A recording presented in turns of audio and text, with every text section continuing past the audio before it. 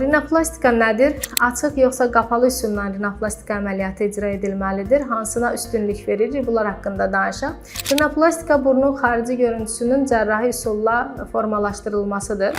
Əməliyyat sırasında hansı üsulun seçilməsi həm həkimin istəyinə bağlı və yaxud da xəstənin problemlərinə bağlı dəyişə bilər. Daha çox açıq üsulla əməliyyatlar icra edirik. Çünki açıq üsulda burnun planlanmasını tam olaraq qarşımızda olduğu üçün rahat şəkildə buruna forma vermək həm estetik görüntüsünə, həm də daxili problemlərinin aradan qaldırılması daha asan olduğu üçün texniki baxımdan daha çox üstünlük veririk açıq üsulla əməliyyat etməyə. Problemlərimiz burunla bağlı, yəni daxili ilə bağlı problemlərimiz daha az olarsa, qapalı üsulda seçilə bilir. Açıq və qapalı üsulun fərqləri nədir? Açıq üsulda burnun alt qismində kəsi ilə burnu açaraq əməliyyat icra edirik. Qapalı üsulda isə burun daxilindən kəsiklər apararaq əməliyyat icra olunur. Qapalı və yaxud da açıq rinoplastikada xəstə üçün nəticə baxımından dəyişən ciddi bir fərq yoxdur və bunun seçimini həkiminizlə məsləhətləşməlisiniz.